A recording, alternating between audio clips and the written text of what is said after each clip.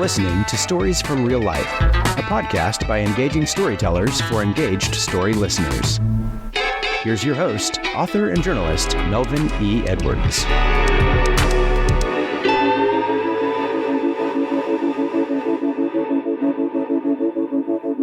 Hello again, and welcome to the special August 6th edition of Stories from Real Life. I'm your host, Melvin E. Edwards. Let's find out about today's guest, Rodney Smith Jr.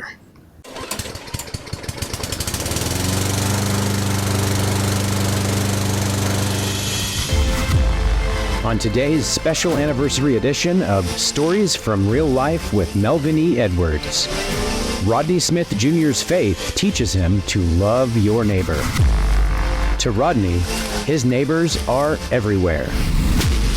His idea of loving those who need help the most is by serving them unconditionally. When he was in college, he first set a goal to mow 40 lawns for free. Then, he increased his goal to 100. Now, Rodney has inspired over 3,000 children to mow lawns in their own communities. And so far, they have mowed over 15,000 lawns for the elderly, single mothers, the disabled, and military veterans. All for free. And all because of Rodney Smith Jr.'s unselfish example of loving his neighbors.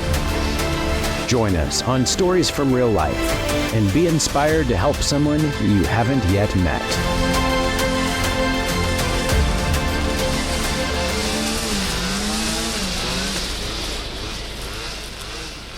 Thank you, John. Rodney Smith Jr., welcome to the show. Thank you for having me. So your motto is making a difference one lawn at a time. Did you ever envision your attempt to give back to your community would grow into a movement of kindness? No, to tell you the truth, this was never my, initial goal when I first started out. Originally, I'm from the island of Bermuda, so I finished my last 2 years of high school in a school in a small town called Amenia, New York, for kids with learning disabilities. I spent my last 2 years of high school years there, and it's the best 2 years of my life. After graduating high school, I thought I knew what I wanted to do, and that's something with computers. So I thought I'd go to ITT Tech in Florida and learn about computers. But during my time there, I was there for 6 months, and I had a hard time adjusting, going from a small school with 100 kids to living on my own. Just had a hard time adjusting. And then one night I just prayed to God to ask him and to use me as a vessel. He didn't give me an answer that day, not a month later, not even a year later. It happened a few years later, and at this point in life, I'm in my senior year of college at Alabama A&M University in Huntsville, Alabama, and I was leaving school one day, and that's when I came across an elderly man outside mowing his lawn, and it looked like he was struggling. So I pulled over and helped him out. And it was at that moment I realized years before, I asked God to use me as a vessel, and I felt that moment was that time he wanted to use me. And that night I went home and I went on Facebook and told my friends and family about that experience. And I told them from this day on, I'm going to start mowing free lawns. If you know anyone elderly, disabled, or single parent or veteran in Huntsville, Alabama, please let me know and I'll come by and mow the lawn. And I was mowing lawns in between classes. I set a goal for myself to mow 40 lawns by the end of winter. But I moved 40 lawns so quick that I upped my goal to 100. A month and a half later, I reached my 100th lawn, and that's when the idea of raising men and now raising women lawn care service came about, where I'll still mow free lawns for the elderly, disabled, single parents, and veterans, but now I'll also include kids ages 8 to 17 and show them the importance of giving back to the community. Okay, so what motivates you? What motivates me is these kids, seeing these kids wanting to get out there and make a difference one lawn at a time. Because I know when I was their age, I disliked mowing lawns, but God took something I disliked and turned it into something I love to do. And every single day I get the chance to mow free lawns and help those in need. Okay. So you've mowed now lawns for free in all 50 states. When did you decide that was something you wanted to do? Yeah, so after graduating with my bachelor's degree in computer science, I thought my true purpose in life was helping people. So I went back to get a master's in social work. And during my first semester of getting my master's in social work, I saw this guy on Netflix on my lunch break when I was watching a movie. And he was traveling the world doing acts of kindness to others.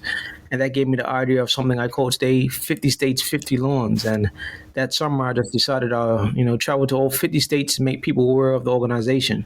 and encourage kids to sign up for what we call today the 50-yard challenge.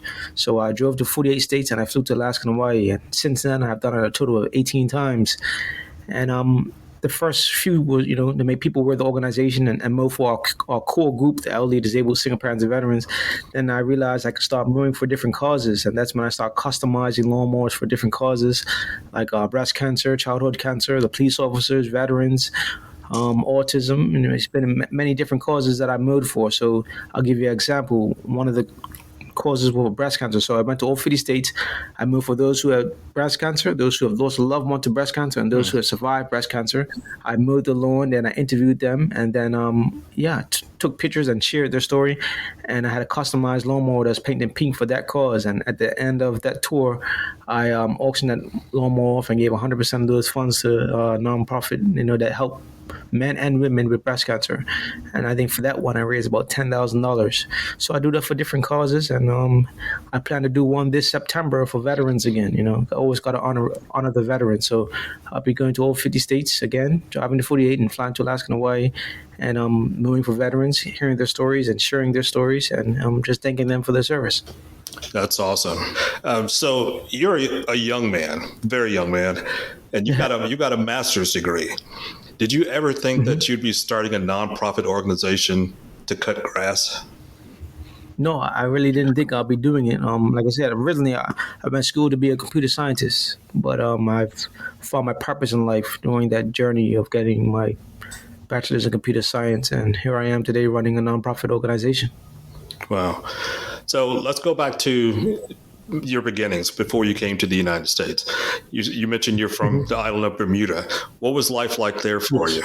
Oh, it was good. My mother and father and my sister, we lived in the same house. Then, when I was about 13 years old, they divorced. So it was just me, my mother, and sister. But, I had a good upbringing. They always told me how to give back and help those in need. So that's where it all started. My mom always would tell me charity starts at home. And you mentioned you didn't like mowing lawns when that was your chore as a young person. Yeah. Yeah, I just like now here I am doing it every single day for free. What would you how life works? Yeah, what would you say to your 12-year-old self who was resenting having to mow the lawn? Don't worry about it. You can mow a lot of more lawns that you got to. So how is life different living in Alabama than it was in Bermuda? Alabama's way bigger than Bermuda. Bermuda's only 21 miles with 60,000 people, so it's not many people. In Alabama, I live in Alabama, but I can go to any state I want to, so I'm not limited. I'm not on an island. When you're on an island, there's only so much you can do, but I believe that I'm living my American dream every single day. And you mentioned to me earlier that your birthday was recently, and you're born on July 4th. Yes. So not just the American dream. You're an American. You can't. You're the American. Yeah. You are an American dream. Yeah, yes, sir. Yeah, I mean, that's kind of amazing how I'm here living my American dream and still born on the day of independence. That's pretty amazing. All right, so what are some of the motivations for kids when they sign up to do the 50-yard challenge? Yeah, so the 50-yard challenge, the biggest part of motivation is kids earning brand new lawn equipment once they finish. But we have it set up like the karate system. So every 10 lawns they mow, they got a different color T-shirt, a Raising Men or Raising Women T-shirt. So they start off with a white T-shirt. Once they mow 10, they get orange, 20 a green, 30 a blue, 40 red, and 50 lawns earns a black. And then once they mow 50 free lawns, I personally deliver them a brand new mower, weed eater, and blower for completing what we call today the 50-yard challenge. Wow. So how often does somebody contact your organization saying they need their lawn mowed, and how do they contact you, and how then do you reach out to the kids who are willing to do that? Yeah, so we leave everything up to the kids when it comes to finding lawns, but if people reach out to us, we recently set up a system on our website. They can look at a list, see where we have kids, and if their city is listed, they can put their city on a form, and it will match the city where we have that kid, and an email will be sent to that parent that someone's needing help. So that's the way we have it set up now. So that makes things much easier. So, but yeah, I mean, a lot of people, we try to tell people, please remember they're only kids, and they're limited to what they can do. They depend on their parents to get to and from each lawn, and their parents have to work. And some people sometimes don't understand that, and they think I need my lawn mowed now, but they're only kids. You got to be reasonable. Exactly. So why did you decide to call your nonprofit Raising Men and Women Lawn Care Service? At the beginning, when I was coming up with different names, I just designing logos on a site called Custom Ink, where you could design T-shirts, and I came up with that silhouette of the man pushing the lawnmower with kids behind it, and like first two things came to mind were Raising Men or Raising Kings for some reason, and then I asked a young lady, what name do you like best? And she said Raising Men, so I stuck with Raising Men. And then how much later did you add the Raising Women part of it? Yeah, so probably a year or so later, after some young ladies started to join, and it didn't sit well seeing young ladies wear Raising Men T-shirts. And the first young lady to ever have a Raising Women's T-shirt was a young lady by the name of Frankie. She was in Iowa somewhere, Des Moines, Iowa. When she finished the 50-yard challenge, I presented her a Black Raising Women's T-shirt, and she was the first to have it. So it's like... So she's probably... Go ahead. You go ahead. So it's like having the black belt. You mentioned karate, so having the black T-shirt is the highest level. Yeah, it's the highest level. And yeah, for Frankie, she probably was about maybe 12 at the time, so she might be about to go to college now. It's just amazing. Just when you think about it, these kids, like sometimes we do like Where Are They Now segments, of kids that started the program a long time ago to where they are now. A lot of kids, kids that even started locally. I saw one today. Saw him, and he was a part of the program, and he was about 13. 15, 14, 13, something like that. Today he's 21. Wow. And he has a kid. I said, I don't even have kids. I was about to say, pretty soon you're going to be doing second generation if you're working on this. Yeah. But yeah, it's amazing to see, kids that started in the program where they are now. You see them, grow. So what happens when a boy or girl successfully completes their 50th lawn? What's the reward for them? So when they finish the 50-yard challenge, they earn a brand new mower, weed eater, and blower for completing that. And some kids take that lawnmower and start a business. Some start a business and continue to mow free lawns on the side. So every kid is different. But yeah, that's what they earn once they finish. Brand new mower, weed eater, and blower. And do donors supply that equipment for you? For the most part, even not directly, but they might donate funds and we go out and buy them. Or when we first started out, we scanning a lot of lawnmower donations, but that has since slowed down with the lawnmower donations. A lot of people now donate funds, but we just use the funds and go get the equipment. Okay. Before we finish today, I'll ask you how people can donate, and I'll also include links in the show notes so that people who want to contribute can do so. All right. So you drive around the country in your van, rewarding kids with this new lawn equipment after they've completed the challenge. But recently you've had a lot of car problems yourself. So tell me about the people who have helped you get yourself back out on the road. Yeah. So most recently, my car broke down in Columbus, Nebraska, and two different Ford companies helped me out. The first one was Gene Steffi. I can't pronounce it right. They're in Columbus, and they really helped me out.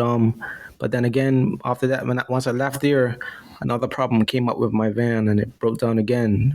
But this time, a more serious issue from what the Gene's Ford did at the first time. But the second time, I needed a new engine. And that's when Anderson Ford in Columbus, they reached out and they said, bring the car here and we'll see what we can do. And they done a full inspection and come to find out and said, look, you have a lot of miles on the car, the van, and we think it's best for you to get a new engine and price it at $20,000 with the engine and all the repairs that they found, and they ended up paying it, and I got back on the road. So it was about a 2 to 3 week process, by the time they ordered the stuff and put it in, but it's working. It's brand new now. So it So I'm very grateful for didn't both. cost you anything, correct? No, not at all. Wow, that's pretty amazing. So let's say their name again to make sure they get a shout out. Yeah, so Anderson Ford in Lincoln, Nebraska, and Gene Steffi Ford in Columbus, Nebraska. Okay. Good job, guys. We appreciate your help there. So now that you're back out on the road, you drive a lot of miles. You mentioned you've been across the country 18 times. What do you see when you crisscross the country, and how do people react to you, especially if they've never heard of your organization? What do I see? I see a beautiful country. Every area is different. I would say the most beautifulest parts of America is the West. We out there in the middle of nowhere, Arizona. My favorite state is Utah. It's very beautiful. I enjoy driving through Montana and Wyoming, even though it can get boring because there's a lot of just hills and stuff. But, that's part of the country is very beautiful. And when you come on the East Coast, all the way out in the New England area, Vermont, Maine, New Hampshire, beautiful. That's beautiful. Some other places are good. If you want to know a place, good state to drive through, it's North Carolina, South Carolina. I enjoy riding through those highways. Beautiful. Florida's cool. Georgia's cool. But yeah, my favorite state is Utah. Okay. So when you stop for gas, do people comment on your logo on the side of your van? Yeah, sometimes.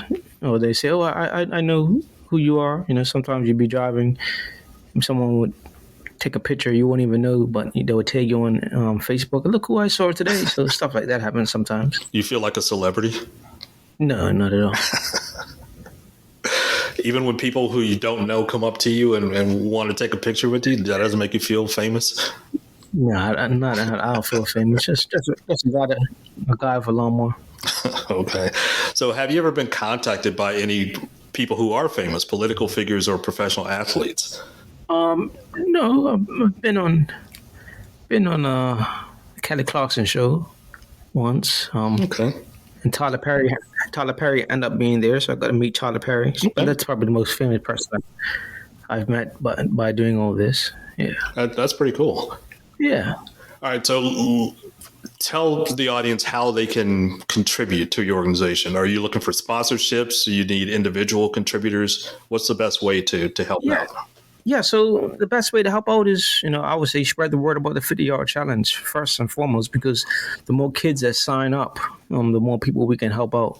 So if you know a kid that needs something to do, they can sign up for the 50-yard challenge. It's not just mowing lawns. They can also rake leaves and snow shovel in the fall and winter. So it's a year-round way of giving back to the community. And if you want to donate, you can go to our website at weareraisingmen.com, and on the donation page, there's many different ways to donate. You could donate from our Amazon wish list. You could donate funds and different things like that. So any support for the organization is greatly appreciated. Okay. And I will have all those links in the show notes and the description of the show. So make sure you go there and support Rodney's organization and all those, was it single moms, elderly, veterans, and disabled. That's the four groups. Yes, Right. Okay. All right. So a couple of your programs that I haven't seen before until I started doing research for this interview were Mowing with Cops and Bubble Mowers. Can you tell me about those programs? Yeah, so just Mowing with Cops is like one of the 50-state tours I've been on where I customized lawnmowers. But this one was a customized lawnmower to look like a police car and had a light bar on it. And I just made that up, and then I contacted Toro, who I have a good relationship with, and asked them if they'll donate lawnmowers to me so I can create I call them lawn cruisers. They donated lawnmowers, and I painted them up, looked like police cars with light bars, and donated them to the police departments across the country. And the goal with that is to bring officers and their communities together to free lawn care. So there are officers that take these lawnmowers and they go out and mow. And the idea of that is just to get people to come up to them. They say, "Oh, that's a cool mower," and then start a conversation. And that was the whole idea of that. So I'm still making mowers for that. I haven't made none recently, but I have about 7 lawnmowers right now that Toro has sent that I plan to make to lawn cruisers. And the bubble mowing is just when I take bubble mowers and visit preschools across the country, and we have bubble mowing days. And sometimes we race, sometimes we just push the bubbles around. But that, to me, that's like a 101 to lawn mowing when it comes to smaller kids. That sounds like fun. That sounds like a lot of fun. Yeah. All right. So speaking of kids, you have a new children's book that was just released, and I just bought my own copy. Here it is right here. Oh, wow. People watching. So yes, and your book discusses how you were bullied in school, but rather than return meanness for meanness, you looked for ways to spread kindness. Can you tell about the message in the book? Yeah, so the message in the book is just how one small act of kindness can make a big difference. You know, it doesn't have to be lawn mowing. In my case, it was with a lawnmower. One small act of kindness, me seeing an elderly man and wanting to do something. And so you never know what a small act of kindness can be. You can be just driving down the road and see someone crossing the street, like an elderly person. You just get out. That could make their day, but that's gonna also make their day, and it's gonna make your day. And it's, it just turns into something. For me, I would have never expected that small act of kindness would grow into all of this. It was like planting a seed. God planted a seed that day. And ever since that day, it's just been watering and watering. And it's been blossoming and blossoming. And it started with me, but it grew to 5,000 kids across the country. So you just never know. That's pretty amazing. So how can my listeners get a copy or multiple copies of your book? Here it is again. Yeah, so I have a special website for that book. It's called roddysmithjr.com, and they can go on there and purchase a copy. And I'm also in the process of the done, but I have 2 more books coming out. So that's moving. I'm gonna do one with raking leaves. So the seasons change, raking leaves, and then snow shoveling. So it'll be a 3-book set, and then. Yeah, just teaching kids about kindness and helping those in need. So that's pretty amazing. So you're a kid from Bermuda who came to the United States to go to school for children with learning disabilities, and now you got a master's degree and you're writing books for children. That's a pretty inspirational story. In addition to what you do that you've made your name for, you're an inspiring young man. I'm all right. Thank you. So who did the illustrations for the book? These are pretty outstanding drawings. Yeah, Valerie from, I think she's from Ukraine, but she's living in the